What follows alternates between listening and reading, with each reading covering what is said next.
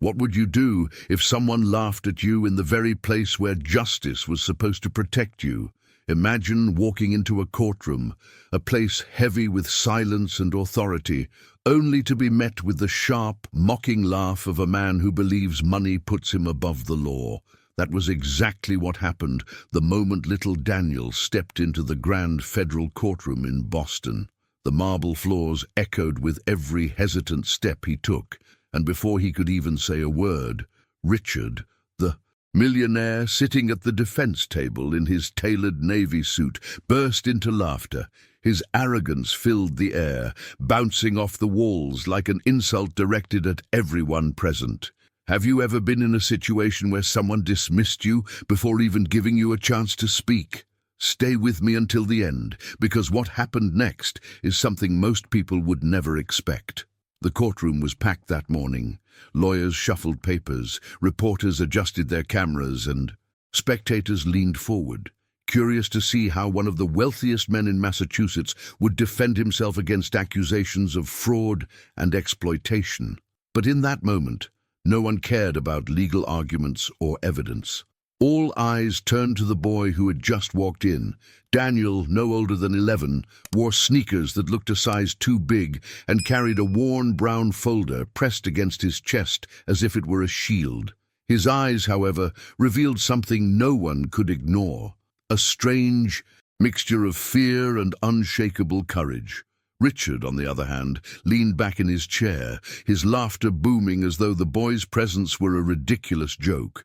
"This is a courtroom, not a daycare," he sneered, his voice dripping with condescension. People in the gallery gasped, while others exchanged uncomfortable glances. What could a child possibly have to do with a case involving millions of dollars, powerful businessmen, and accusations that could shake the foundations of the city's elite? What you're about to discover may surprise you, because this wasn't just a child wandering into the wrong place. Daniel didn't answer Richard. He didn't flinch at the laughter or the cruel remark. Instead, he kept walking, slow, steady, almost fragile, yet somehow stronger than anyone could imagine. His sneakers squeaked against the polished floor as if marking each step of defiance. And for a brief second, the courtroom forgot about the millionaire, the cameras, even the heavy weight of the trial. They only saw a boy who dared to enter a space reserved for the powerful. Have you ever witnessed a moment so uncomfortable it seemed to stretch time? That was the atmosphere now. The attorneys sat frozen, unsure if they should object or remain silent. The bailiff hesitated, glancing at the judge for instruction, but none came. Even the journalists lowered their cameras, sensing something bigger than a simple trial was unfolding. Richard's laughter grew sharper, his arrogance feeding on the silence. To him, Daniel was just a distraction, an interruption, a piece of drama that would make headlines but never touch him. He had seen plenty of people try to challenge his wealth and influence, and in his mind, this boy would be no different. But what Richard didn't know, and what no one in that room expected, was that Daniel carried a truth that could shake the courtroom more powerfully than any piece of legal evidence ever could. Stay close now, because the turning point is coming. The very moment when arrogance collides with innocence, when the sound of laughter is silenced by something far stronger. And it all began with a simple gesture, one that would leave everyone in that courtroom questioning everything they thought they knew about justice. And as Richard's mocking voice lingered in the air, the boy finally stopped walking, lifting his eyes not toward the millionaire, but toward the judge sitting high above. That's when the silence deepened, because no one could predict what was about to happen next. The silence in that courtroom was almost unbearable, and yet it carried a weight that words couldn't touch. Everyone could feel it. Something bigger than the case itself was about to unfold. And while we watch Richard, so sure of his untouchable power, laughing at a child who dared to enter his world, I can't help but ask you, how does that moment make you feel? Have you ever witnessed arrogance so loud that it tried to crush innocence before it even had a chance to speak? I'd love to know your thoughts. Truly, this space isn't just about telling stories. It's about building a community where voices matter. So if this scene stirred something in you, take a moment to share it in the comments below. Every story becomes more alive when people connect to it, and maybe your perspective will resonate with someone else who's watching right now. And if you're here feeling that pull, that mix of curiosity and emotion, I'd ask you to gently tap the like button. It might seem like such a small gesture, but it helps this channel keep reaching more people who are searching for stories that carry not just drama, but meaning. Think of it as adding your voice to the crowd, saying, yes, these stories matter. And of course, if you want to stay with me as we continue weaving these narratives, moments where wealth collides with innocence, where arrogance meets truth, then subscribing is the simplest way to walk this path together. It's not about numbers. It's about creating a circle where these lessons, these emotions, don't fade, but grow stronger with every new story we tell. Because in the end, what we're building here is more than just a channel. It's a reminder that even in the face of power, a single voice, or even the quiet courage of a child, can shift everything. So let's keep moving forward. The moment that changed this entire trial was only just beginning. Richard Davenport was not just another man in the city of Boston. His name carried weight, his presence drew whispers, and his empire stretched far beyond what most people could ever imagine. He had built his fortune in real estate, acquiring buildings and entire blocks with the same ease others might buy groceries. For years, he had walked into rooms where decisions were made and bent them to his will, not because his arguments were stronger or his vision clearer, but because his checkbook was heavier. People listened when Richard spoke, not out of respect, but out of fear of losing his favor, or worse, becoming his target. The courtroom that morning was no exception. His tailored navy suit reflected the light of the overhead chandeliers, and the gold watch on his wrist seemed to gleam brighter every time he moved his hand. He leaned back in his chair as though it were a throne, smirking at the crowd of journalists and locals who had come to witness the spectacle. To Richard, this wasn't just a trial, it was another stage, another opportunity to show the city that he was untouchable. What's fascinating about men like Richard is how they truly believe wealth shields them from consequences. His entire mindset revolved around power dynamics. Money was not just currency, it was a weapon, a tool, a language he spoke fluently. He had bought silence, loyalty, and even influence in places where truth was supposed to matter.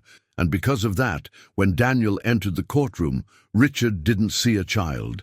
He saw an inconvenience, a minor interruption in a play where he was certain he was the main character. "Is this some kind of joke?" Richard muttered under his breath, but loud enough for those nearby to hear. He chuckled, the sound sharp, arrogant, designed to humiliate. He looked at the judge, then at the attorneys, as if waiting for someone to share in the absurdity. No one did. Still, he carried on, waving his hand dismissively. "A boy? In my trial? What is this circus?" His words dripped with disdain, reinforcing what everyone already knew. Richard Davenport had no respect for anyone he considered beneath him. In towns like Boston, especially among the old neighborhoods, stories about powerful men circulated like urban legends. Richard had taken over small businesses by buying their buildings and raising rents until owners had no choice but to surrender.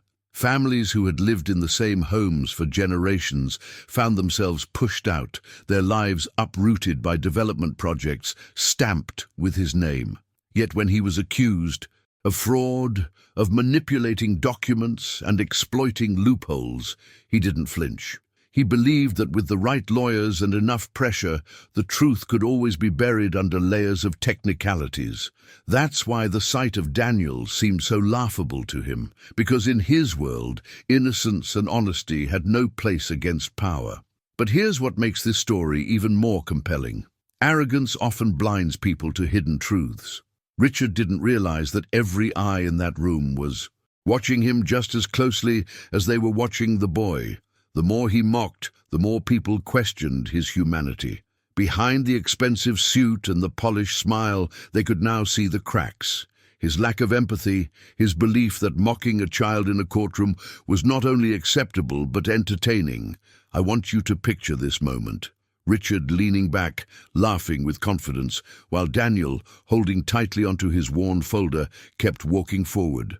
That contrast, that clash between arrogance and innocence was more powerful than any evidence presented so far.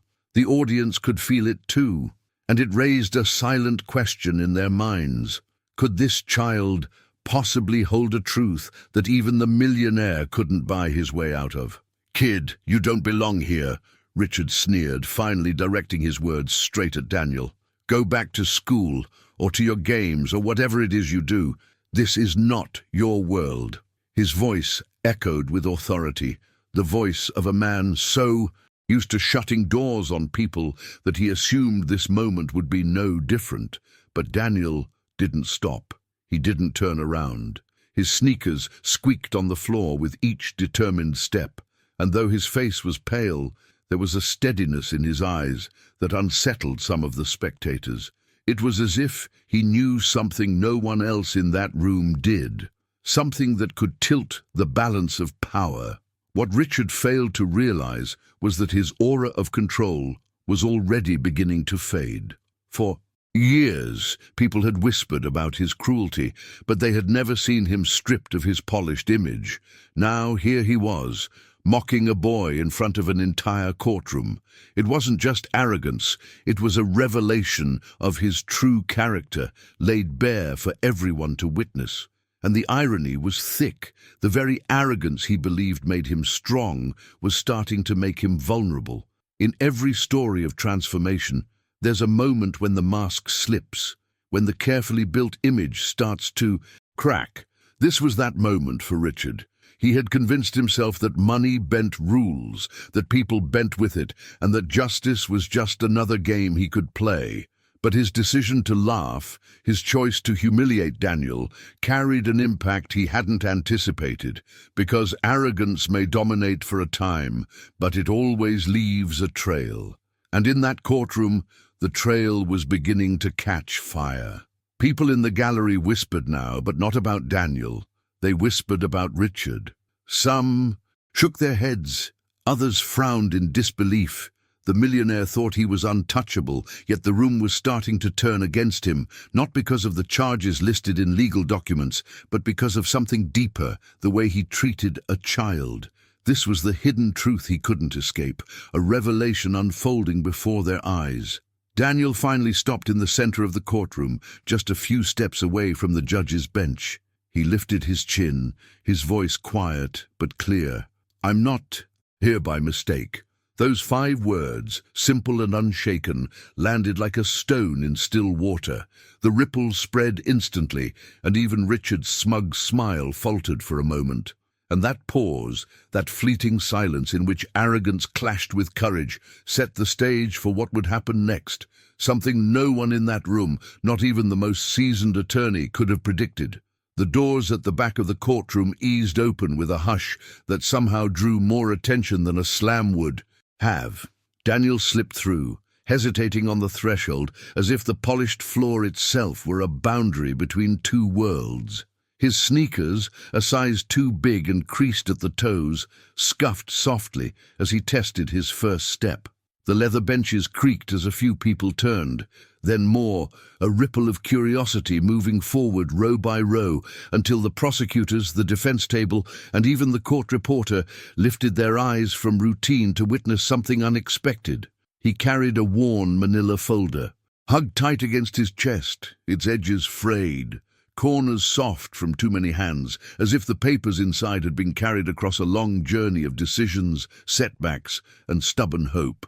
Under the fluorescent lights, his face looked pale, but his eyes, those eyes, held that unsettling mix of fear and courage you only see when a person knows what it costs them to show up. "Hey," a man in the gallery whispered to no one in particular. "Is that kid lost?" No answer, just the rustle of coats and programs as people adjusted to get a better view. Daniel kept going. The bailiff glanced toward the bench, waiting for direction, then chose to wait too, because something about the boy's posture suggested intention rather than accident. Daniel didn't rush, didn't fidget. He scanned the rows as if looking for a face he recognized, and, not finding it, drew a breath that seemed to steady the room more than himself. Richard Davenport watched the approach with the lazy interest of a man who believes nothing can surprise him. He leaned back, thumb grazing the edge of his cufflink, like he was spinning a coin only he could see. The navy suit, the gold watch, the posture, it all said authority, a crafted image meant to remind the room of hierarchy. When Daniel reached the aisle near the defense table, Richard's lips curled into a smile that wasn't really a smile at all. The sound he made next wasn't just a laugh, it was a performance, a signal to the room that he still controlled the temperature.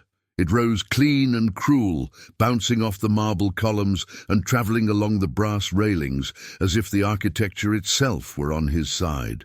"You've got to be kidding," Richard said, loud enough for the microphones to catch and the gallery to savor. "What is this? Bring your kid to court day." A few people tittered, not because it was funny, but because his confidence begged for response.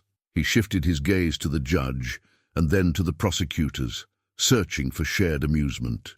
"Someone point the boy to the cafeteria. Adults are working." Daniel didn't react to the sting.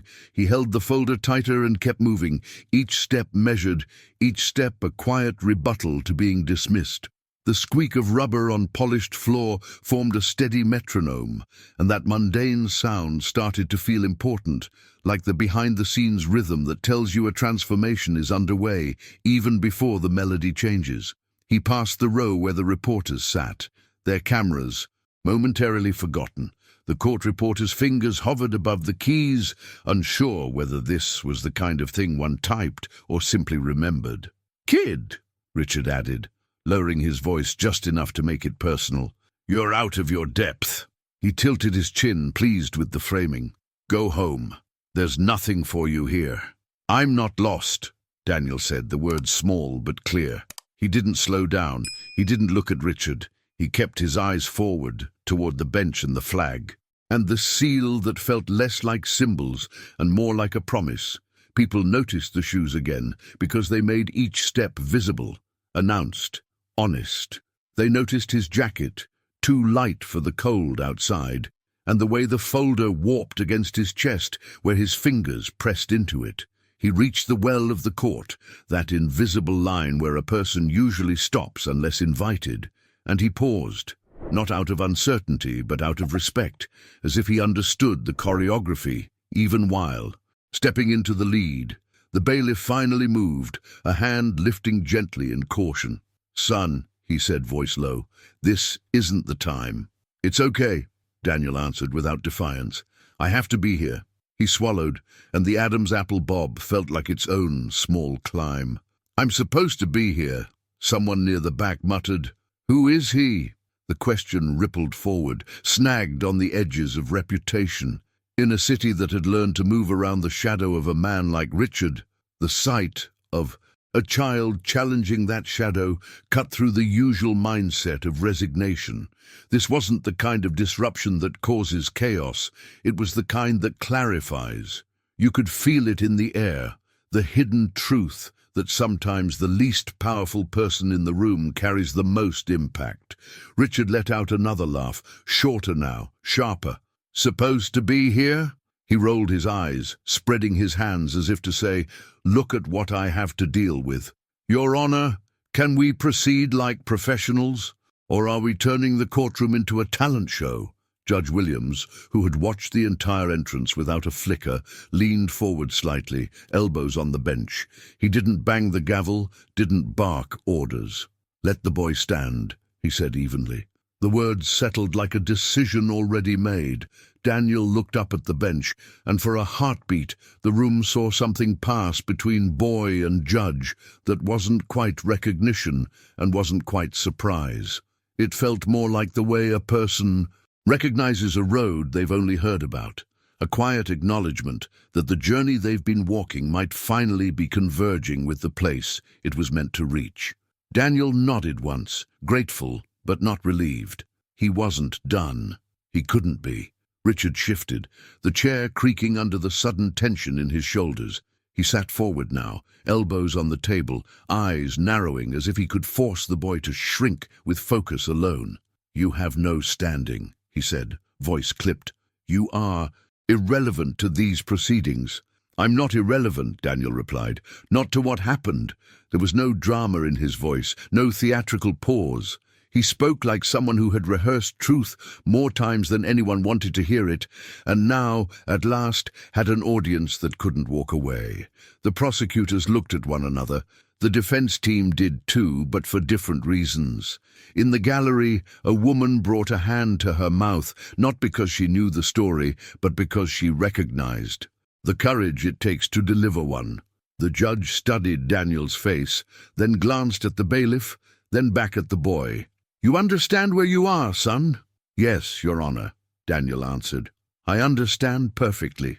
The simplicity of that answer carried weight. The way a stone dropped into deep water carries both sound and silence.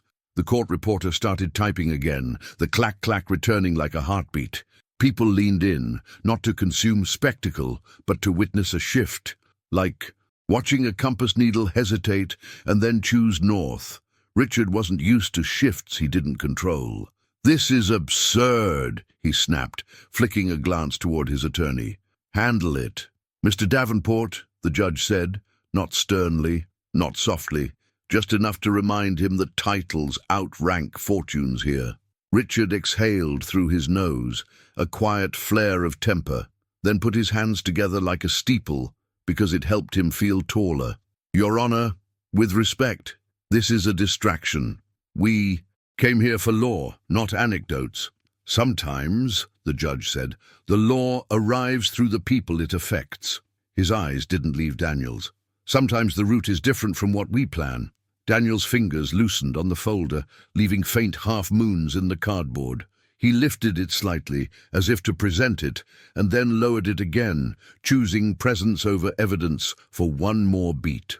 He looked toward the defense table for the first time, not to meet Richard's gaze, but to acknowledge the place where power believed it could sit without challenge. "You don't get to laugh at this," he said, soft but firm.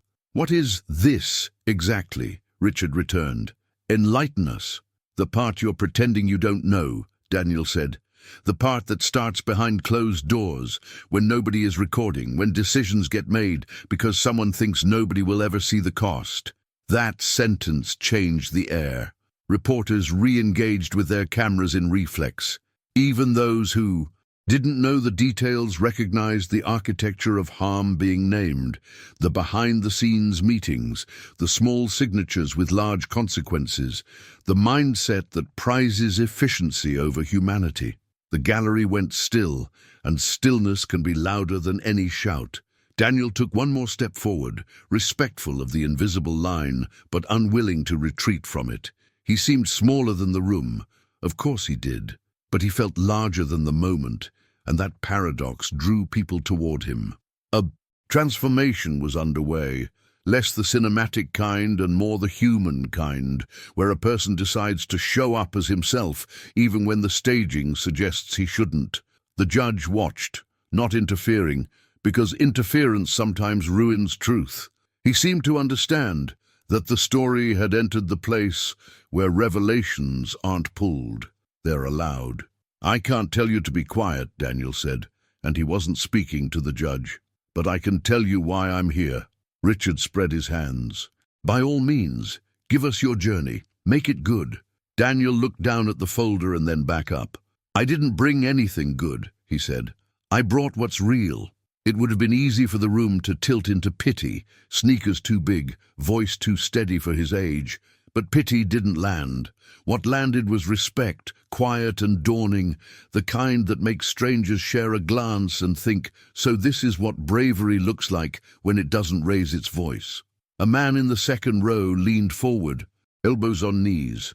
A woman near the aisle held her breath without realizing it. Even the defense attorney, who had made a career of strategic detachment, found himself listening rather than calculating. The judge rested his hands on the bench. "Proceed carefully," he said, which sounded less like a warning and more like an invitation to honor the weight of the moment. Daniel nodded. "I'll try." He tightened his grip on the folder again, not as a shield this time, but as a compass. "I know who you are," he said in Richard's direction, "and I know what you did." He didn't spit the words. He placed them, the way someone places photos on a table for others to finally see. "Bold claim," Richard said, but some of the varnish had worn off his tone. Daniel went on, the cadence unhurried. "Something happened that you thought would stay invisible. It didn't." His eyes swept the room without searching. It landed on people, not just paper. That last line was more than poetic. It was precise. It translated the abstract into the human, the spreadsheet into a kitchen table, the decision into a displacement. You could feel the courtroom reframe the stakes, not because of a legal argument, but because of a moral one. The shift wasn't in volume, it was in focus. The judge leaned back an inch, understanding the lane opening. The bailiff's hands fell to his sides, no longer barrier, but witness. The court reporter kept typing, the story etching itself into the record even as the meaning etched itself into those listening. Somewhere in the gallery, a phone vibrated and went unanswered. The world would learn about this eventually, but for now, the room wanted to absorb it before translating it into headlines. Richard adjusted his tie. "Are we finished with theatrics?" he asked, though the edge in his voice betrayed the question. Daniel shook his head once. Not with truth. He didn't raise the folder yet. That would come when it needed to come. For now, he chose presence over proof. Because sometimes the most important evidence is that a person is willing to stand where they were told not to, speak where they were expected to be silent, and carry forward what others tried to leave behind.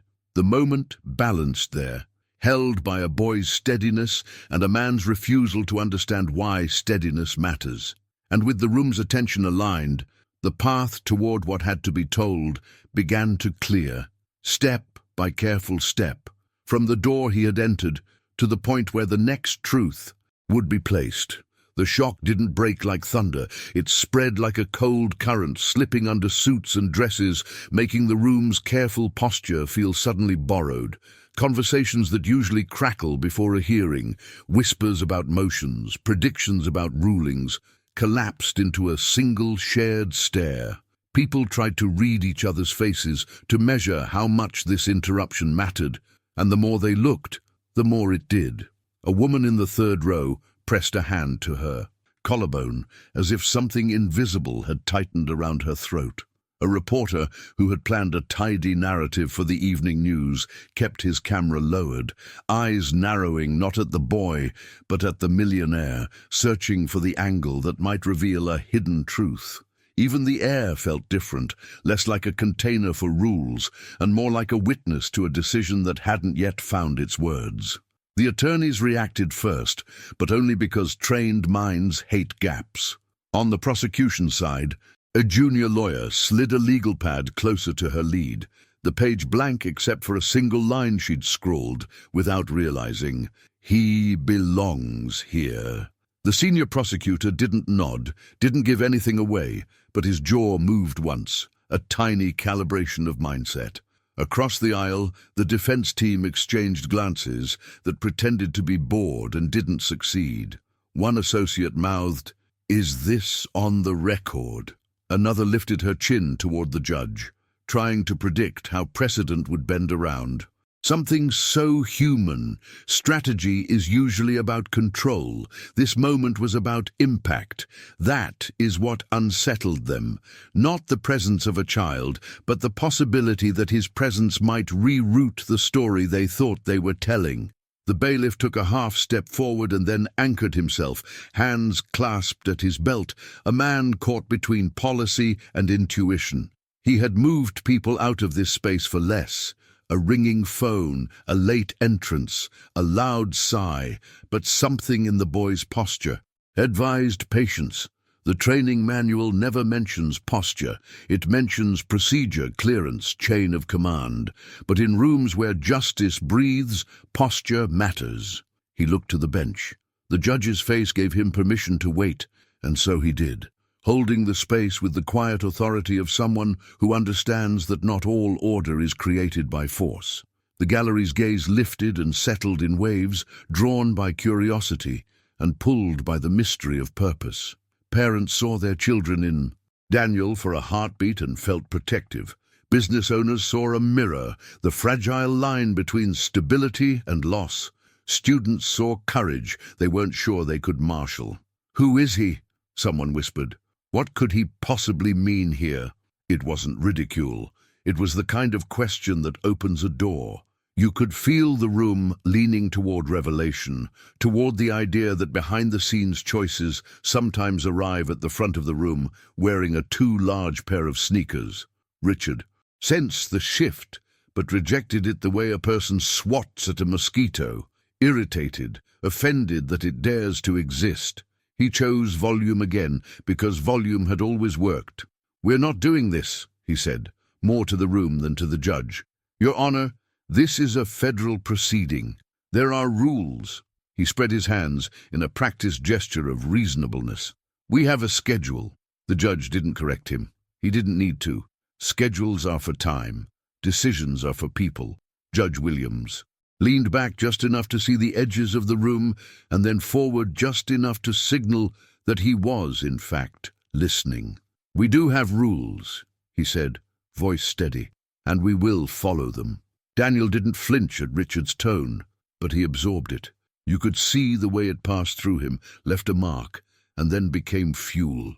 He glanced at the clock, not to measure minutes, but to make peace with the fact that his journey had led him here at exactly this point.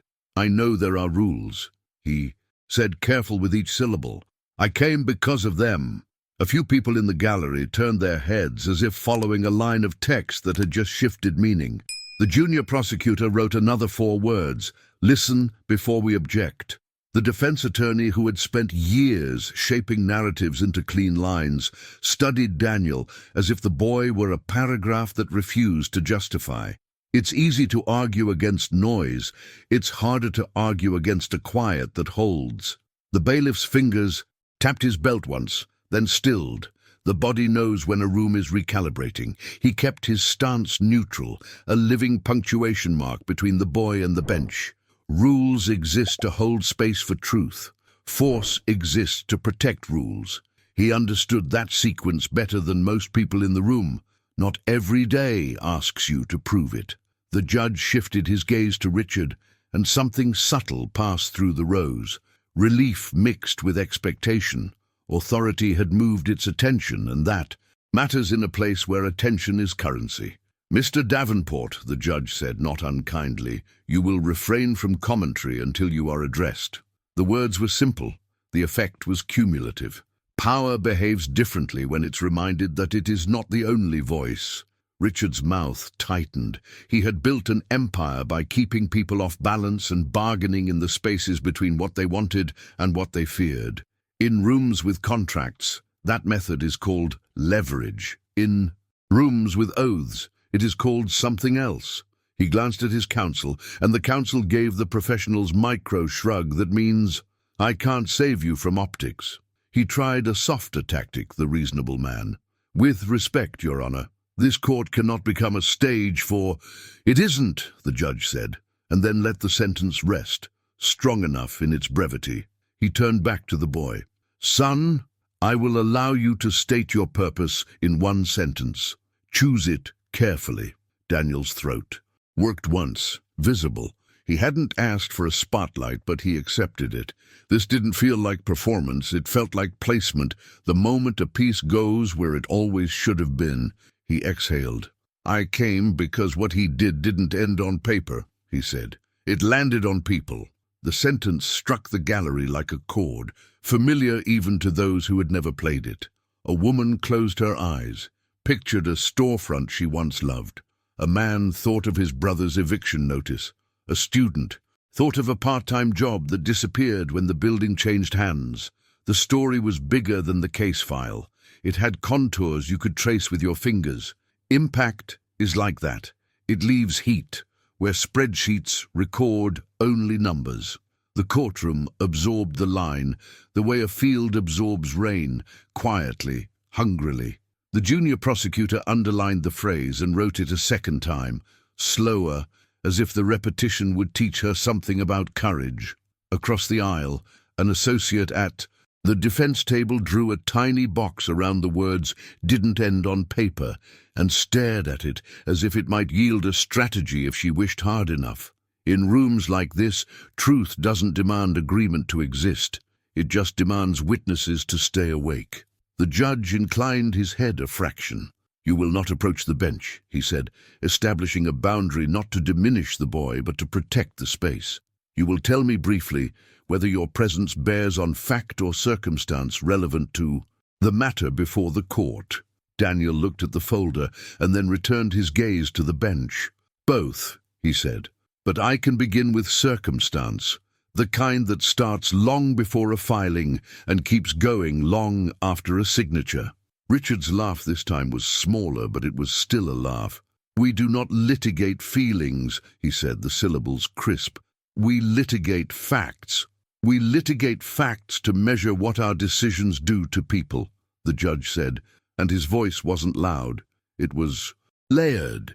He had spent a career calibrating that balance, and his bench felt more like a fulcrum than a throne. He glanced at the bailiff, who remained steady. He nodded once to the clerk, who understood it as permission for the transcript to carry more than a checklist. Then he looked to Daniel again. "You will not name names beyond those already in the record. You will speak from observation, not accusation." "I understand," Daniel said. "I won't waste this." The gallery shifted, several bodies, leaning forward without realizing they were doing it. The transformation happening in the room wasn't cinematic. It was the slow kind, the way a person's heartbeat adjusts when they decide to listen, the way a group's posture changes when a new center of gravity appears. If you've ever watched a crowd move from entertainment to attention, you know the feeling. The law has its own music, and the tempo had changed.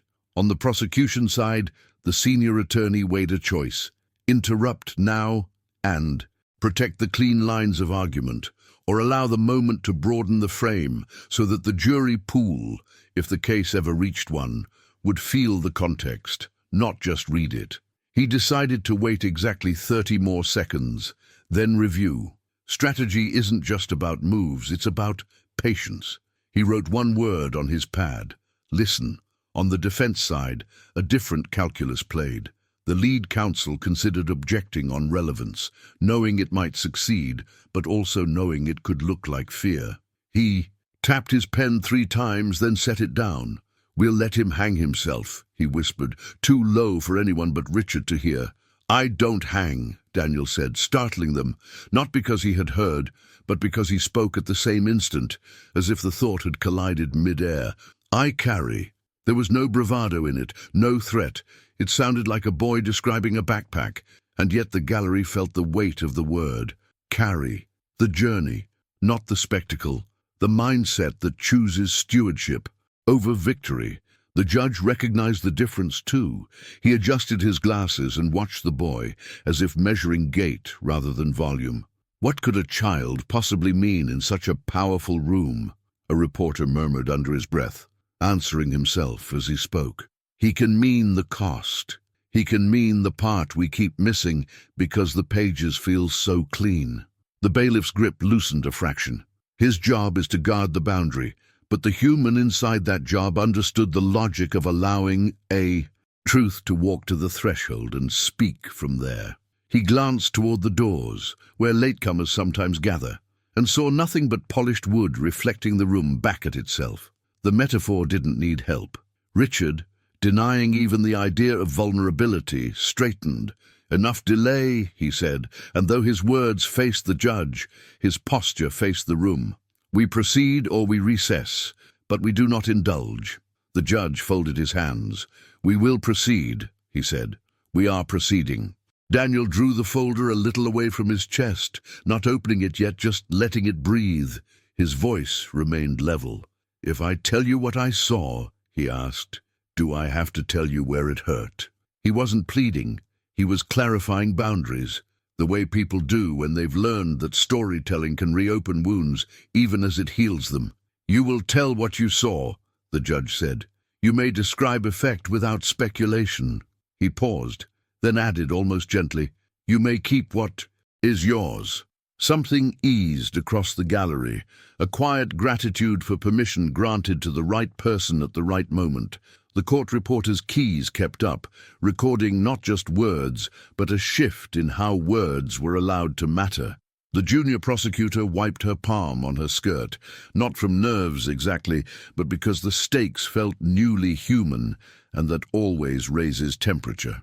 Richard exhaled like a man humoring a child before returning to real business. He didn't notice, or refused to notice, that the business had already changed.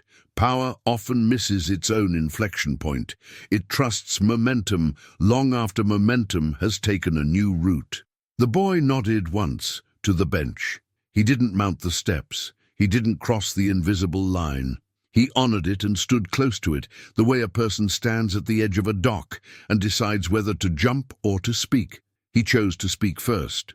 The room leaned closer, not from hunger for spectacle, but from respect for a story that had crossed a city to arrive at this precise address, and with the attorneys measuring options, the bailiff holding the space, and the judge permitting truth to take a careful breath, Daniel set his fingers on the folder's edge, ready to place the first piece where everyone could finally see what had been carried, and why the carrying mattered. Daniel's fingers lingered on the edge of the folder, but he didn't rush to open it. That restraint, so rare in a space where everyone is trained to fill, silence, carried its own kind of authority. The room had been waiting for noise, an objection, a command, even another insult from Richard, but instead it was met with stillness. It wasn't hesitation, it was choice.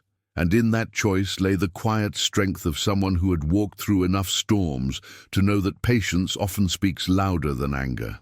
He didn't look at Richard again, not even when the man's laugh broke the air for a third time, shorter now but still sharp, like glass dragged across stone. Instead, Daniel lifted his gaze to the bench, locking eyes with Judge Williams. The connection was instant, not theatrical, not even fully conscious, but powerful. The boy's expression didn't accuse, and it didn't plead. It simply held. There was an unspoken sentence in his eyes, a message too large for words. "I know you," and just as quietly, "You know me." The judge's jaw shifted almost imperceptibly, as though he had been reminded of something he had worked hard to bury beneath. Robes, rulings, and years of careful neutrality. His eyes didn't soften, not yet, but they didn't harden either. They searched. That search alone made the room lean forward. The mystery thickened, not because anyone had explained it, but because something unexplainable was already unfolding between the bench and the boy. Richard noticed, and it unsettled him. He masked the flicker with another smirk, but smirks are poor shields when the ground beneath them starts to shift. He leaned toward his attorney, muttering, "He's playing them. Don't let him play them." His attorney nodded absently, but kept watching the boy, distracted by something he couldn't name. It wasn't legal relevance. It wasn't strategy. It was the kind of human pull that doesn't fit in case law, but reshapes the air around it anyway. Daniel didn't seem to notice any of it, or maybe he did, but his stillness suggested that noticing and reacting were not the same thing. He simply stood there, smaller than the marble. Columns smaller than the flags and symbols that framed the space, yet carrying himself in a way that made those very symbols feel like they belonged to him too. His shoulders were square but not rigid, his grip on the folder steady but not desperate.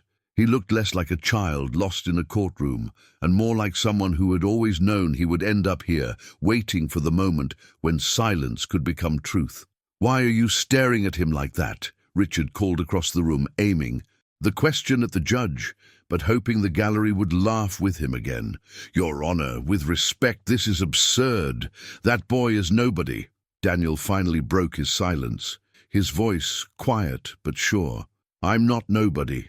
The words landed with a weight no gavel could equal. They weren't shouted, and they weren't rehearsed. They were simply true. People in the gallery shifted, uncomfortable at the contrast between Richard's booming arrogance and Daniel's calm clarity. Sometimes strength doesn't arrive with fire. Sometimes it arrives like water, steady, inevitable, reshaping stone, not by force, but by persistence. The judge leaned back in his chair, eyes still on Daniel. "You say you are not nobody. Who are you then?" Daniel drew a breath, his chest rising under the too large jacket he wore. He didn't answer immediately. Instead, he glanced at the seal behind the bench, the emblem carved in relief, and then back at the judge. "I'm someone who remembers what you forgot," he said. "Monsieur." Gallery reacted with a collective inhale. The line was cryptic, almost too mature for his age, but it didn't feel borrowed. It felt lived. Judge Williams blinked once, slowly, and for the briefest moment, a shadow of recognition passed over his face. Something old, maybe even painful, stirred. Richard barked out a laugh to cover the discomfort he felt tightening his throat. "Listen to this nonsense. He's rehearsed lines. He's here to perform. A child with riddles. That's what we're wasting time on." But no one laughed with him this time. The tide had turned in ways he couldn't measure, because he didn't believe tides existed. He believed in dams, in walls of money and influence.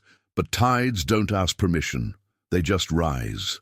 Daniel's innocence was visible in the way his sneakers curled at the toes, in the faint scratch on his cheek that hadn't healed, in the way his hair refused to stay down despite someone's effort to smooth it before he walked in. But bravery lived in the way he didn't shrink, didn't fidget, didn't retreat. He was not trying to be larger than he was. He was simply refusing to be smaller. "I know you," Daniel said again, softer now, eyes still locked on the judge. The judge's hands tightened on the arms of his chair, not dramatically, but enough for those closest to notice. His throat worked once, swallowing something no one could name. Richard slammed his palm against the defense table, the sound jarring against the silence. "Enough of this!" he snapped. "Your Honor, we can't indulge a child's fantasies. He means nothing here. He's wasting this court's time." But the time didn't feel wasted to anyone else. The attorneys sat straighter, their notes abandoned, their pens stilled. The bailiff hadn't moved in minutes, his stillness now a kind of allegiance. The gallery leaned forward, no longer curious but invested, as if they, too, were waiting for a truth they hadn't known they needed to hear. Daniel lifted the folder a fraction higher, not opening it yet, but enough to remind the room that he carried more than words. His eyes never left the judge. "You remember me," he said. The judge didn't answer, not with words, but something in his face shifted, something private, almost hidden, as though a door in his memory had been forced open. It wasn't confirmation, but it wasn't denial either. It was recognition without explanation, and that was enough to thicken the mystery until the air felt heavy with it. Richard's voice cracked as he tried to laugh again. "Ridiculous," he said, but even he heard the weakness in it. Daniel's quiet strength wasn't about defiance or rebellion, it was about presence. He was willing to stand in the echo of another man's laughter without flinching, willing to speak softly when the room expected noise, willing to remind someone in authority of something they had chosen to forget. Innocence and bravery together create a power that arrogance can't understand. That was what unsettled Richard most. The judge finally leaned forward, folding his hands on the bench. His voice was calm, but it carried more weight than before. "Son," he said, "you may continue." Daniel nodded once, his gaze steady, his voice unshaken. "Thank you." The mystery deepened, not because the boy had explained himself, but because he hadn't. And yet, everyone knew, everyone could feel, that the next words would change the air in the room again. The courtroom seemed to shrink around Daniel, every polished surface and high, ceiling folding inward as if to contain the weight of what he carried. For a long moment no one spoke. The judge's silence wasn't dismissal, it was invitation. The gallery's silence wasn't boredom, it was suspense. Even the clack of the court reporter's keys softened, as though language itself knew to tread lightly. And into that stillness flowed the memory of why they were all gathered in the first place. Why this trial mattered more than any headline could capture. Richard Davenport wasn't just another businessman accused of cutting corners. He was the man whose decisions had rippled through neighborhoods like a stone tossed into a fragile pond. Years of acquisitions had built him an empire of towers and shopping centers, but beneath the contracts and development deals was a hidden truth. Families displaced overnight, shops closed with little warning, leases broken by fine print no one without a lawyer could decipher. He had mastered the art of destruction disguised as progress, and his wealth had made every decision look legitimate on paper, even when the impact left scars across lives. Prosecutors had spent months preparing their case. The charges weren't about one building or one transaction. They painted a pattern, a behind-the-scenes strategy where Richard bought silence as easily as he bought property. He was accused of fraud, of using shell companies to manipulate land deeds, of leaning on struggling owners until they sold at half value, and of slipping donations into the right hands to smooth over resistance. The law called it corruption and exploitation. Ordinary people called it theft. And yet, when the trial began, many wondered if it would end the way so many others had, with the millionaire walking free, untouchable, another decision written in the language of power. That's why Daniel's presence felt like a disruption, not just to procedure, but to expectation. No one had prepared for a child to step into the center of this narrative. Trials are supposed to be about evidence, witnesses, expert testimony. They're not supposed to be about sneakers too big for their owner or voices still carrying the raw edges of adolescence. And yet, here he was, standing with a folder that looked too fragile to hold anything important and somehow making everyone believe it did. The gallery shifted again as the story of Richard's past seemed to echo through the walls. A woman in the second row thought of her father's hardware store, shuttered after Richard bought the block and tripled the rent. A man in the back remembered a diner where he had worked as a teenager, bulldozed within months of Richard's acquisition. These weren't just rumors. They were lived experiences scattered across the city, stitched together now by the simple fact that someone was finally standing in front of the man responsible. And Richard, in all his arrogance, couldn't help but play the role he had perfected, dismissing, laughing, making the boy seem small. But the more he tried, the larger Daniel's quiet courage grew. That contrast mattered, because the trial was never just about legal codes. It was about transformation, the possibility that a city tired of corruption might finally choose a different path. The prosecutors could argue statutes and present charts, but the boy carried something charts couldn't measure: the human cost. "I didn't come here to waste anyone's time," Daniel said, breaking the heavy silence with a voice that trembled just enough to remind them he was still a child. "I came here because what he took wasn't just land, it was people's lives." The words weren't crafted by lawyers. They didn't need to be. They carried the raw honesty of someone who had watched the consequences up close. And that mattered, because behind every line of the indictment was a hidden story.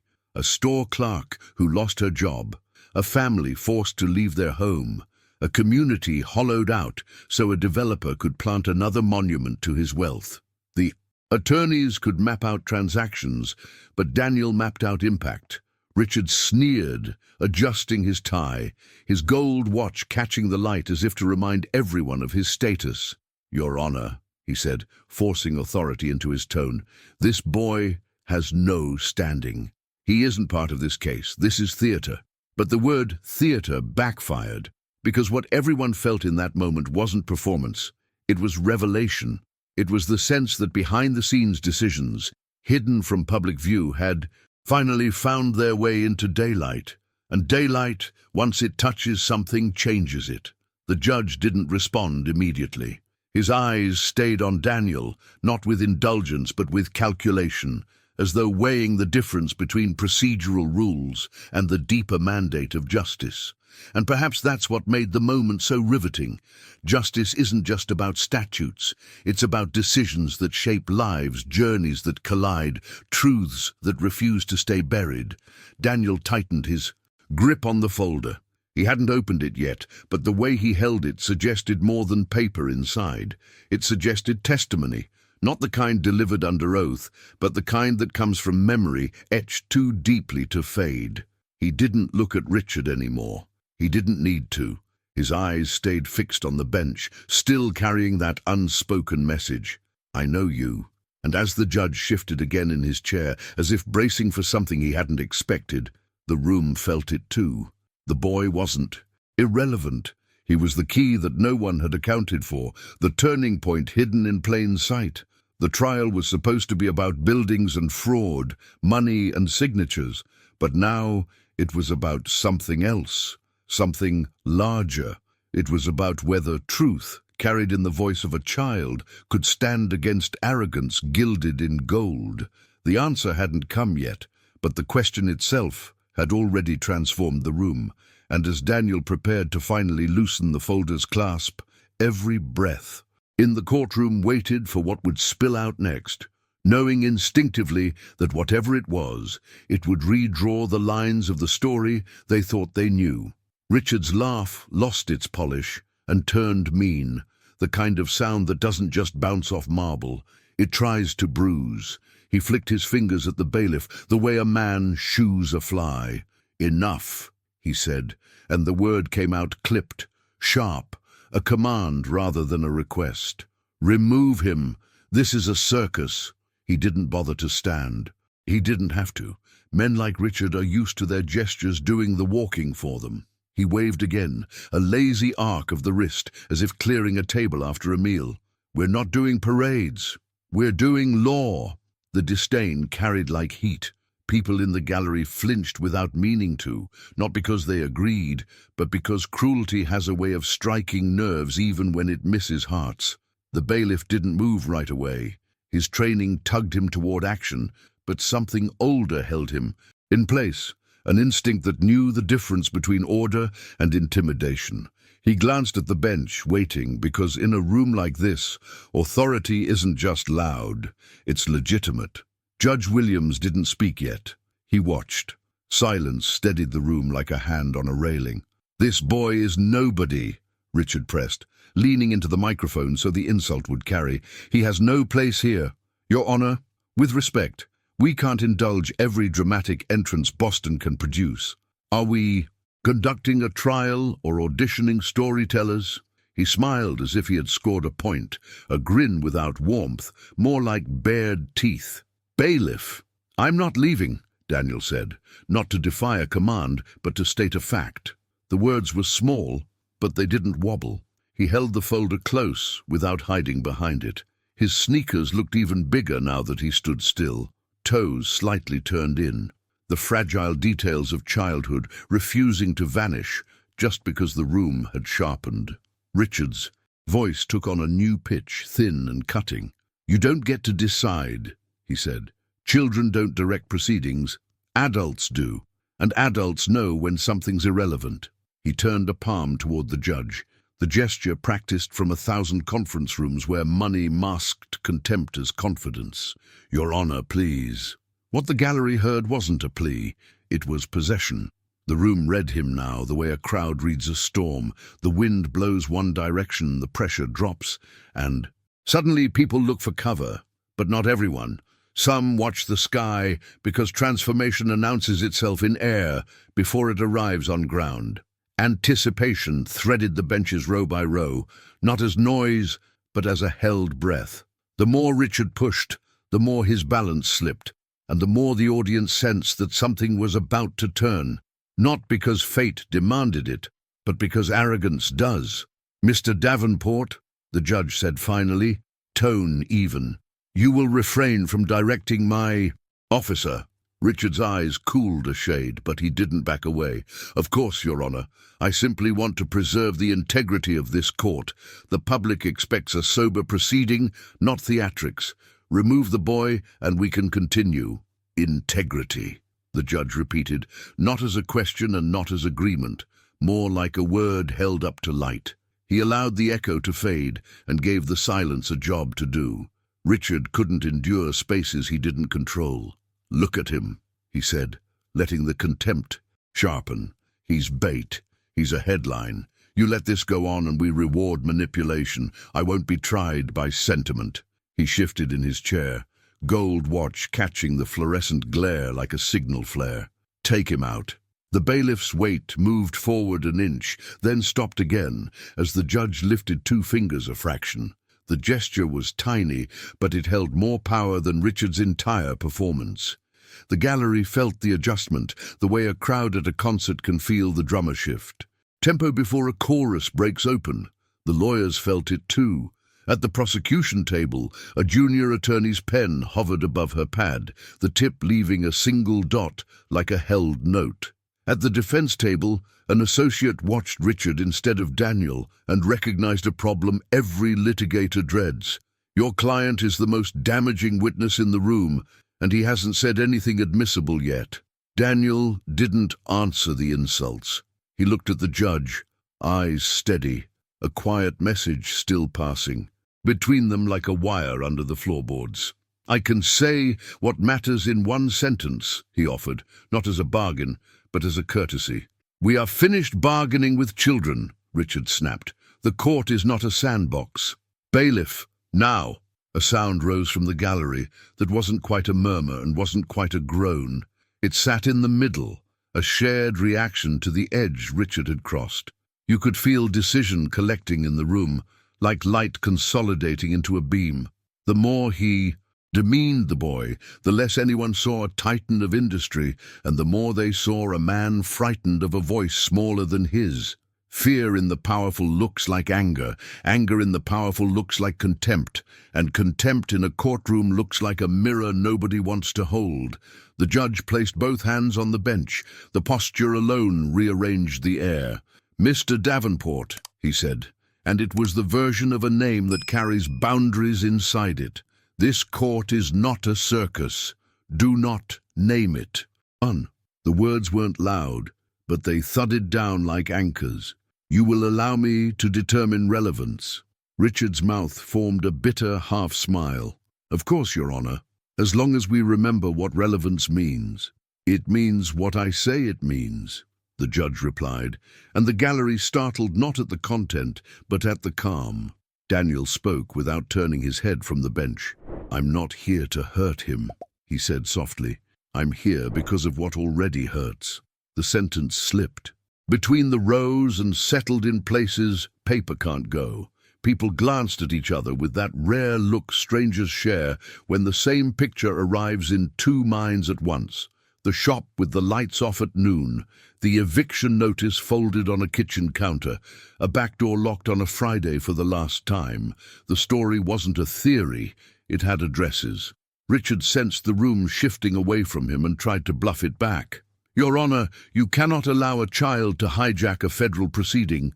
If he has something to say, he can say it in an appropriate forum. This is not it, this is law." "And law," the judge said, "is the forum where what happens in the city arrives to be named." He tilted his head, the gesture slight, the meaning large. "We will hear one narrowly tailored statement, then I will decide." Richard scoffed, but the sound landed flat. For years he had purchased compliance in small daily increments until it looked like culture. Now culture wasn't buying. He felt the unfamiliar gravity of a room, not selling. He tried cruelty again because it was the only lever he trusted. "Speak then," he told Daniel, voice low. "Say your line. Then go home and let adults fix what you don't understand." Daniel finally looked at him.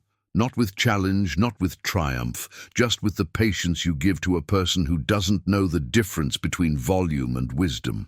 "I understand enough," he said. "I understand what decisions do when they leave someone's mouth and land on someone else's life." The judge inclined his head once, granting the narrow path he had drawn. "Proceed." Daniel didn't open the folder yet. He took a breath, measured and human. "He bought the building where my aunt's restaurant was." he said, voice level. He raised the rent so fast the math broke. He called it a business decision. We called it closing time. The line carried no theatrics. It carried memory. When we packed the boxes, he smiled like we'd finally learned a lesson. I learned. One, but not the one he wanted. The defense attorney half rose, then sat, sensing the optics of objecting to a sentence the judge had allowed. The senior prosecutor didn't smile, but his pen moved again, this time not to capture words, but to underline a direction, impact. Richard leaned back, searching for the colder register of superiority. Your aunt's rent, he said, is not a matter for federal court. Markets move, tenants adjust. That is how a city grows. He turned to the judge. I will not be punished for development. You are not being punished, the judge said. You are being tried. The distinction hung in the air like a signpost on a road people forgot existed. And I won't be tried by feelings, Richard pressed. You will be tried on facts, the judge answered. And you will stop confusing facts you dislike with feelings. He looked at Daniel again, and something in his eyes softened into a steadier light. You may identify the connection between your statement and the matter before the court. Daniel nodded. It wasn't just our block, he said. It was the others, the leases that changed hands in the dark, the signatures pressed by fear, the donations that smoothed paths that should have been rough. His grip tightened on the folder, the cardboard sighing a little. I know how it looks on paper. It looks clean, but it didn't land clean. Richard's laugh came out like a cough. He parrots rumors, he said. This is what happens when we let gossip through the door. The gallery's attention sharpened. Anticipation isn't just about wanting the next beat. It's about sensing that a chord you've waited for is finally near. People felt their posture change without moving, spines longer, chins lifted, eyes set. The tide that had pulled away now seemed to gather itself, one long intake before the wave. The judge let the silence stretch to its proper width. Then he spoke with the careful patience of a man threading a needle in a moving car. One more sentence, he told Daniel. Then we will proceed under rules I will set. Daniel's chest rose once. I came, he said, because the way he talks about us in private is different from the way he talks about us in public. And I have the proof. The word proof did what the word circus never could. It redefined the room. It was not a shout. It was a placement. The folder, up to now a symbol, became suddenly logistical. Heads tilted, not in pity now, but in calculation. The defense team stiffened, like a single body under a single shock. The prosecutors didn't move, but their focus narrowed to a point. Richard's smile died. You have... what? Daniel looked at the folder, then back at the bench. Things that weren't meant to be seen, he said. Emails, notes, a recording. A string snapped invisibly somewhere above the defense table. It didn't matter whether the contents would be admissible or if the chain of custody was a maze. What mattered, for this instant, was the turn, the arrogance. That had soaked the room began to evaporate. In its place came clarity, the kind that doesn't roar, the kind that reveals. The audience didn't cheer, they didn't move. They understood intuitively that revelation doesn't need applause, it needs daylight. Richard reached for outrage and found air. You stole private property, he said, groping for the old posture of offense. You've committed... Mr. Davenport, the judge said, and the name halted momentum like a hand on a wheel. You will wait. He looked at the clerk. Mark the time, index the statement. He returned his gaze to Daniel. You will not open that folder without direction from the court. Do you understand? Yes, Your Honor. The command calmed the surface. Underneath, currents shifted fast. Lawyers recalculated. The bailiff held the doorway of the moment, and the gallery adjusted to a new center of gravity. Richard stared at the boy, as if staring could undo the sentence he'd just heard. He tried to summon the earlier smirk, and couldn't find it. Cruelty requires altitude. He was losing height. He made one more sweep with his hand, weaker now, the gesture smaller than the room. This is still a circus, he muttered, but nobody took the cue. The word no longer fit the air. The judge lifted his gavel a half-inch, then set it down without striking. "We will proceed in order," he said, voice a shade lower. He glanced at Daniel, then at the council tables, and the pattern rearranged. Not a spectacle, not a shutdown, but the careful architecture of how truth enters a place built to hold it. He outlined minimally what would happen next, who would speak, what could be said, the sequence by which the court would test what had been offered. And the room recognized the shape of a path emerging where a wall had stood. Daniel's shoulders eased by a fraction. He didn't smile. He didn't celebrate. He simply stood ready, the folder resting like a hinge, his presence a reminder that sometimes the smallest figure in a story carries the hinge pin without which the door never swings. The bailiff breathed out through his nose, the body's quiet acknowledgement that chaos had been converted into structure. The junior prosecutor wrote a single word on her pad, "Revelations," and drew a box around it as if to hold the charge. Richard looked down at his own hands and discovered, with a shock he couldn't place, that they had begun to tremble. He hid them under the table, pressing his palms to the polished wood as if heat could pass through and settle them. He told himself it was anger. It wasn't. It was the first brush of accountability against skin that had forgotten the sensation. In the gallery, a hum of presence rose, the sound of people choosing to witness rather than merely watch. It wasn't loud. It didn't need to be. Rooms like this remember when the narrative pivots. They mark the shift in temperature, the collective lean toward whatever comes next. And as Daniel waited for permission to set the first piece on, the record, as the judge arranged the approach like a craftsman laying rails, the story moved forward, not in a rush, but with the inevitability of a train you can feel coming before you hear it, drawing closer with each heartbeat until the next moment arrives and places itself solid and undeniable, where the room has already made space for it. For a long moment, Judge Williams didn't move. His hands rested on the bench, his gaze steady, his posture carved from the discipline of decades. The courtroom waited for the gavel to fall, for protocol to snap the space back into order. That was what everyone expected, the mechanical efficiency of procedure. But expectation is fragile, and sometimes it shatters in silence before it breaks in sound. Then the unexpected happened. The judge pushed back his chair, the wooden legs scraping softly against the raised platform. The motion was so simple, yet it rang like a bell through the chamber. Conversations that had been whispered under breaths evaporated. Even Richard's lawyer stopped scribbling mid-word. The judge stood, slowly, deliberately, not as a reprimand, but as a decision taking shape. Every head in the gallery tilted forward, watching as authority abandoned height for level ground. Federal judges don't leave the bench during open court unless there is crisis, security breach, or adjournment. But this wasn't adjournment. This wasn't panic. This was something else entirely. Judge Williams descended the steps one by one, his robe trailing like a shadow. The bailiff tensed, unsure whether to intervene, but the judge's expression forbade interference. Each footfall echoed, hollow yet commanding, until the sound no longer seemed like shoes on wood, but like a verdict forming. By the time he reached the floor, the courtroom had gone so still you could hear the fluorescent lights hum above. Daniel didn't move. His sneakers stayed planted, his folder pressed to his chest.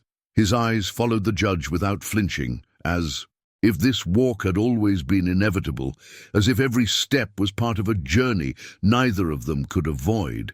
He didn't look scared. He didn't look proud. He simply looked ready, and then came the gesture no one could have predicted. Judge Williams stopped in front of Daniel, not towering over him, not studying him with distance, but closing the last inch of separation. His hand lifted, hesitated, then settled gently on the boy's shoulder. For a fraction of a second, it could have ended. There, authority granting acknowledgement, but it didn't end there. The judge bent forward, closing the space entirely, and wrapped his arms around Daniel in an embrace. A federal judge in the middle of trial, robe sweeping the polished floor, holding a child against him with a tenderness that didn't belong to law, but to something older, something deeper. The gasp that tore through the gallery was sharp and unified, as if the room itself had lungs. Richard shot upright, outrage breaking through. His mask of arrogance. "What is this?" he barked, voice cracking with disbelief. "Your Honor, what are you doing?" He looked around, searching for agreement, but no one answered. All eyes were locked on the sight unfolding before them, the collision of power and vulnerability, of institution and innocence, transformed into intimacy no courtroom had ever seen. Daniel didn't collapse into the embrace. He didn't cling. He stood upright, shoulders squared, receiving it with quiet strength, as though this was not rescue, but recognition. "I told you," he whispered, barely audible, but caught by the hush of the room. "You remember me." The judge's eyes closed for the briefest moment, his grip tightening. When he pulled back, his face carried something no robe could disguise: grief, memory, and the revelation of a hidden truth. His voice, when it finally came, was rawer than anyone in the room had ever heard from him. "I do." The words detonated without volume. They rearranged the air, forced every assumption in the room to realign. Curiosity sharpened into hunger. Who was this boy? Why did the judge know him? And what story connected them so profoundly that the rigid lines of protocol had been abandoned in favor of human touch? Richard's face burned red, fury spilling over as he pounded the defense table. "This is madness. You can't. This is a federal court, not a family reunion." His voice wavered, part rage, part fear, as though the embrace itself had cracked open a foundation he had relied on for years. But the judge didn't rise to his anger. He kept one hand resting lightly on Daniel's shoulder, anchoring the boy and perhaps himself. His gaze swept the courtroom, meeting the eyes of lawyers, reporters, citizens, one after another. His silence was louder than Richard's shouting. It said what words couldn't. This moment mattered more than appearances, more than rules, more than the millionaire's demands. In the gallery, a murmur began, not disruptive, but reverent. It moved through the rows like the stir of wind before a storm, carrying questions and awe in equal measure. Reporters who had come to record legal drama suddenly realized they were watching history take a different shape, a story behind the scenes that would soon eclipse every statistic and filing. Daniel finally lifted the folder, not high, just enough to signal readiness. His voice was steady when he spoke. "You know why I'm here, and now they will too." The judge nodded once, his hand falling, back to his side, his expression both solemn and resolved. He didn't need to explain, not yet. The embrace had already rewritten the courtroom's gravity, and as Richard sputtered with rage, as the audience leaned forward with anticipation, the weight of the mystery only deepened, drawing everyone closer to the revelation waiting just ahead. Gasps rippled across the courtroom, but the sound was nothing compared to the silence that followed. It wasn't the silence of confusion, it was the silence of revelation. The kind that strips a room bare and makes every person present realize they've stepped into something larger than themselves. Judge Williams still stood beside Daniel, his hand steadying the boy's shoulder, as though anchoring both of them against the storm that had already begun. His face carried the weight of years hidden behind composure, but now there was no mask left to wear. His voice broke the silence, low and deliberate, a voice that didn't just explain, but confessed. "This child," he said, glancing at the gallery and then fixing his gaze on the defense table, "is not a stranger to me. He is my sister's son, my nephew, and though I swore to separate my personal life from the bench, there are truths you cannot separate, not when they are flesh and blood." The room froze. Reporters clutched their pens without writing. Lawyers sat stunned, caught between strategy and disbelief. Even the bailiff, trained for neutrality, swallowed hard. The revelation carried impact beyond decorum. It carried a fracture line straight through the heart of the trial. Richard's mouth fell open, his arrogance scrambling for footing. He stammered once before finding words. Your nephew?" The laugh he forced out was brittle, like glass under too much pressure. So this is what it comes to? Nepotism paraded in robes, a boy with a story and suddenly it's gospel truth. Is that the standard now? He shook his head, eyes darting to the gallery, begging for anyone to join in. His outrage. No one did. Daniel didn't shrink from the revelation. He stood taller, shoulders rising as if the truth had given him permission to carry more. "He's my uncle," he said quietly, "but I didn't come here for family. I came here because of what happened, because of what you did." His words were plain, not rehearsed, but they hit harder than the judge's robe ever could. The judge nodded, his eyes shadowed by memory. "My sister owned a small bookstore in Dorchester. It wasn't much, and corner shop, shelves built by her own hands, the kind of place where children discovered stories that shaped their lives. Daniel grew up there. I did too in many ways, visiting, seeing the life she built, until it was gone." He paused, the weight of grief etched in his tone. "And it was gone because of you, Mr. Davenport." The gallery shifted, a wave of murmurs cascading down the rows. People who had whispered of rumors now heard confirmation from the bench itself. A judge's word carried authority, but here it carried something else: humanity. Behind-the-scenes corruption had suddenly taken on the face of family, and no one could look away. Richard slammed his fist on the table, a hollow sound that revealed his desperation more than his anger. "You can't sit there and claim objectivity now. You can't admit relation to a witness and then let this performance continue." His voice cracked on the last word, exposing the fear behind his fury.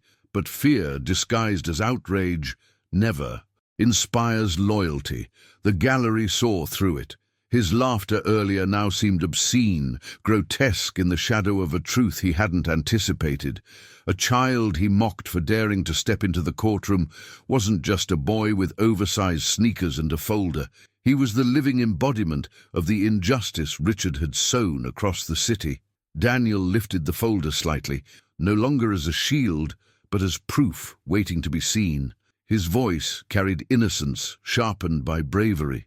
He laughed when he closed my aunt's store, said books don't pay the bills, said families should know better than to cling to dying things. His gaze locked on Richard, calm but unyielding. I remember because I was standing right there when he said it. The words pierced deeper than evidence. They weren't data on a page. They were memory branded into a child's mind. The gallery leaned closer, drawn into the revelation not because of drama, but because of authenticity. In that instant, Daniel wasn't just a boy. He was a witness whose testimony carried the kind of truth that statistics can't dilute. The judge let Daniel's words hang in the air before speaking again, his voice a mixture of authority and sorrow. "My sister never recovered from losing that store. It was more than a livelihood. It was her legacy. She died not long after, and the weight of what she lost never left her. Her son carries that weight now, in front of you, Mr. Davenport, in front of all of us." The courtroom pulsed with tension. Reporters scribbled furiously, their headlines already forming. Judge reveals nephew in trial against millionaire. But beyond the headlines, people felt something deeper, the transformation of a narrative. What had been just another legal battle over fraud and corruption had become a story about loss, resilience, and hidden truths, surfacing where arrogance once ruled. Richard shook his head violently, his voice faltering. This is manipulation. He's just a child repeating stories fed to him by family grief. This isn't evidence. This is..." He faltered, words drying up under the weight of eyes that no longer saw him as powerful, but as pitiful. His laughter earlier had been loud, but now it echoed hollow, a sound no one believed anymore. Daniel's eyes stayed fixed, unwavering. "I don't need to be coached. I was there. I heard you. I saw what you did. And I've lived with what it cost." His voice didn't rise. It didn't need to. It was the stillness in it that carried power, the quiet conviction of someone who had endured enough to no longer fear being dismissed. The judge finally released Daniel's shoulder, though the gesture lingered in spirit. He stepped back a fraction, reclaiming the gravity of his office while leaving no doubt of his personal stake.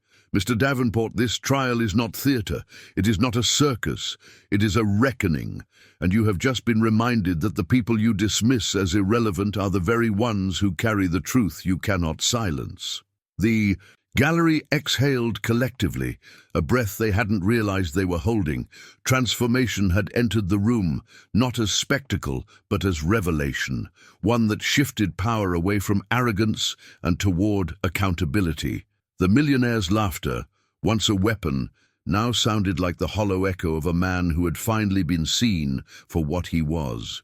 And Daniel, standing in the center of it all, no longer looked like an intruder in a courtroom. He looked like the thread tying past to present, loss to justice, memory to truth. The mystery of his presence had unraveled, but the weight of what it meant had only just begun to reveal itself. Richard's jaw tightened, his fingers drumming restlessly against the polished wood of the defense table. For the first time since the trial began, he had no script to fall back on. His usual weapons, mockery, volume, charm, polished sharp by decades of boardrooms, had all collapsed under the weight of a single truth spoken softly by a boy. His laughter, which once filled the chamber like a declaration of victory, now seemed grotesque in hindsight, the hollow echo of a man desperate to believe he was untouchable. Daniel didn't gloat. He didn't need to. His presence alone, his quiet strength, carried more impact than Richard's millions could ever buy. The boy stood steady, folder still in hand, but his eyes clear, his shoulders squared in a way that said he had already won. Not the trial, not the verdict, but something deeper. He had claimed the right to be heard, to stand where power had told him he did not belong. The gallery leaned forward as one, their anticipation no longer about legal twists or hidden documents, but about the human weight of what they had just witnessed. People had come to watch another spectacle of wealth against law, but what they saw instead was a revelation. Arrogance can dominate with noise, but it crumbles when truth enters the room. A man who had mocked a child was now trapped in silence, and that silence felt heavier than any gavel. The judge adjusted his robe, reclaiming his seat on the bench, his face marked by the conflict of roles, uncle, jurist, witness to his own grief. Yet even in that complexity, there was clarity. His words carried it. "This court," he said evenly, "does not measure lives in dollars. It measures actions, consequences, truth, and truth does not shrink when mocked." His voice softened, almost a whisper, but it reached every corner of the chamber. Sometimes the smallest voice is the one that reveals the largest hidden truth. Richard shifted, but the chair groaned louder than his words. He wanted to object, to deny, to dismiss, but the room no longer believed in his power. His silence betrayed him more than any outburst could have. The mask of control slipped, and beneath it people saw not dominance but fragility, not certainty but fear. Daniel inhaled slowly, then spoke again, his voice calm, almost tender in its honesty. "You thought no one would remember. You thought people were too small, too powerless. But small doesn't mean silent, and powerless doesn't mean voiceless."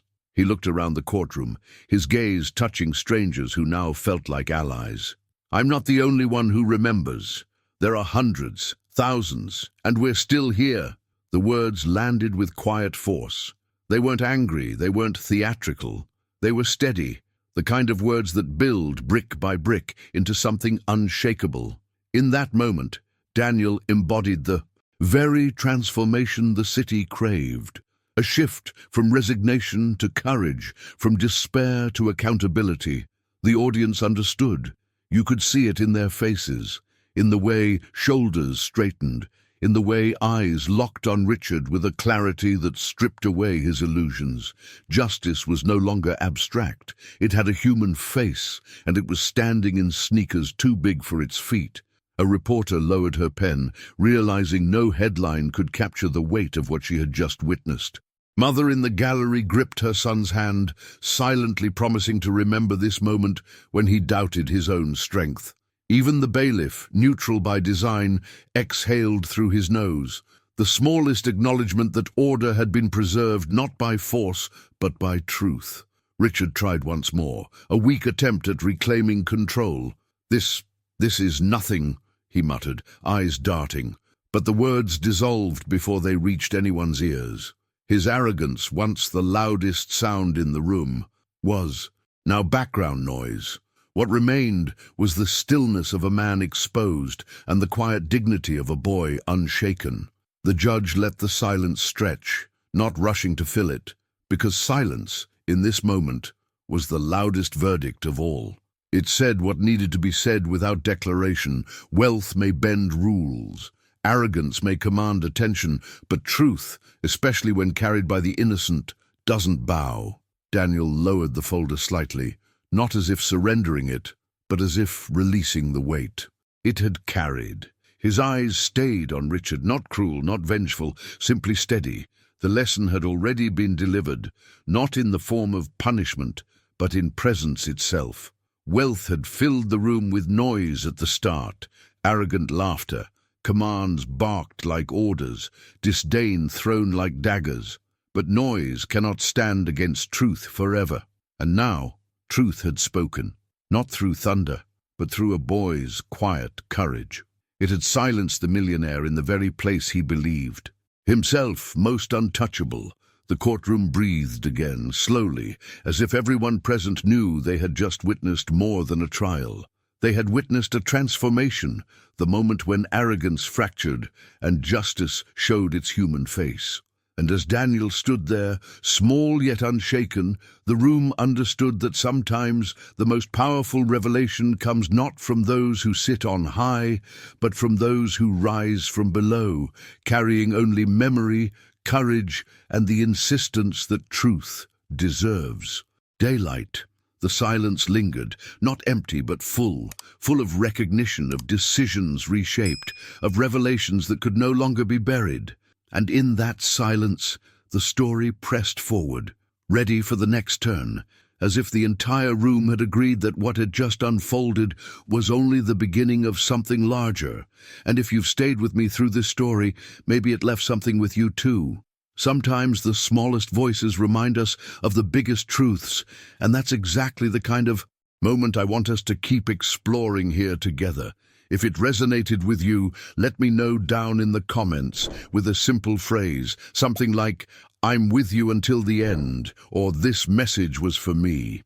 It's always moving to see who felt the weight of these stories just as deeply. And while you're here, go ahead and tap the like button. It's a quiet way of saying these stories matter, and it helps me bring more of them to you. If you want to keep walking through these narratives of courage, justice, and unexpected transformation, subscribing is the best way to stay close. Now, before you go, there's another video waiting just for you. It connects perfectly with what we've shared here. It's right here on the screen, so click and keep going with me. I think you'll find it just as powerful.